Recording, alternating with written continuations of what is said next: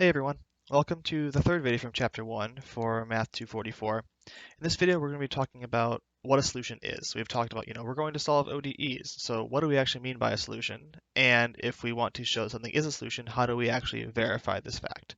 So let's go ahead and get right on into that. So what do we mean by a solution to an ODE? So let's assume we have an ODE that's written in the following form. We have the nth derivative of our function y is equal to some function of t and y and the first derivative up to the n minus first derivative. So this is a pretty standard formulation for ODEs. We're just saying we can isolate the nth derivative. We're going to assume we can always do that. And we throw it on the left-hand side and just everything else, whatever it happens to be, linear, nonlinear, don't care, all of it's on the right-hand side. And we want to say, what does it mean for a function phi to be a solution to this on some interval from a to b? So we say that phi is a solution on the interval ab if we have that all of the derivatives up to order n of phi exist on this interval and it solves the equation. Basically, it means phi has n derivatives. We can take those derivatives, and if we just plug phi into the equation that we had above, then we get it equals. We get the equality we want. We get the answer. So this leads us to asking, okay, so I have a function. I want to verify it's a solution. How do I do this? And our definition earlier for what a solution was should make it fairly clear what the process is here. Basically, I just want to plug my function into the equation and see if it works. So to verify that phi is a solution,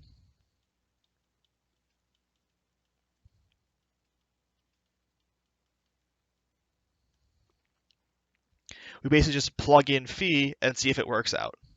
So now we're going to do a couple examples of this, show you what this kind of means, and you'll get the feel for how it's really not that hard to check that something is a solution. So here's our first example. We want to verify that the function e to the 4t solves this ODE here, y prime minus 4y equals 0. So how do we check it? We just plug it in. So what is phi prime of t? We'll take the derivative in t. This is just 4 e to the 4t. And then I'm going to subtract 4 phi of t, which plugging in phi is 4 e to the 4t, and that gives me 0. So phi prime minus 4 phi equals 0. Therefore, phi solves this equation. So here's our second example. We want to show that the function phi of t equals cosine t solves this ODE here, y double prime minus 2y prime plus y equals 2 sine of t. So what do? We just take the derivatives we need of phi and plug it in and see what happens. So, well, phi of t is cosine of t. So then what is phi prime of t? Phi prime is minus sine. And phi double prime is minus cosine. So what do? We plug all this in. So phi double prime minus 2 phi prime plus phi. That is the equation we had above written in terms of phis instead of y's because our function is now phi. And what is it equal? Just plug in what we have. Minus cosine of t plus 2 sine t, where I canceled the 2 minus signs there, plus cosine t, which equals 2 sine t. So this left-hand side equals this right-hand side, and that's exactly that phi solves the above equation. On the left, we have the exact form of the derivatives that we wanted. On the right, we have what should be on the right-hand side. So something else we can also look at solving is solving initial value problems. So initial value problems are the only thing difference they have is that they also specify the value of the function at, or its derivatives, at one or more points. So for instance, we could have the following example. So this is a typical initial value problem that you could be asked to solve, and here's an example of what we can look at. So in this case, we have an ODE we're trying to solve, but we also have these initial conditions, these values at y of 0. So the main difference between a normal ODE and initial value problem is that you're also specifying the function value at a couple of points. So that's just another thing you have to check when you're done with the problem. So check that you solve the ODE, then check that you also meet the conditions specified by the initial conditions. So what do we do to check we solve this? Just plug it in and see what happens. So we can take derivatives of phi and see if they meet the equation. So phi of t is t squared plus 4t. Phi prime of t is 2t plus 4.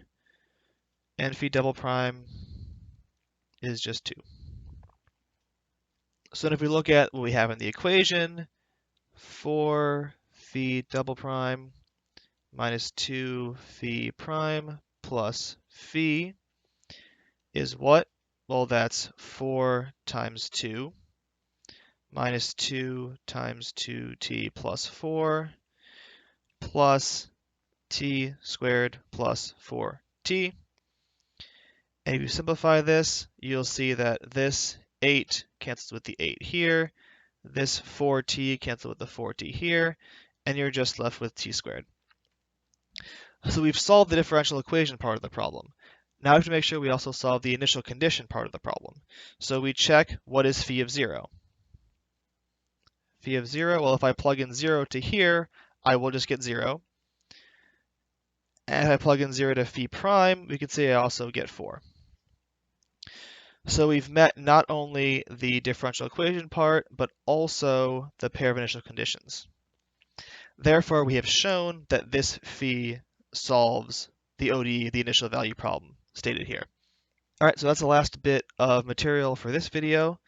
I'm going to go ahead and now put up the video 3 question that should go on your worksheet for this this week, this day.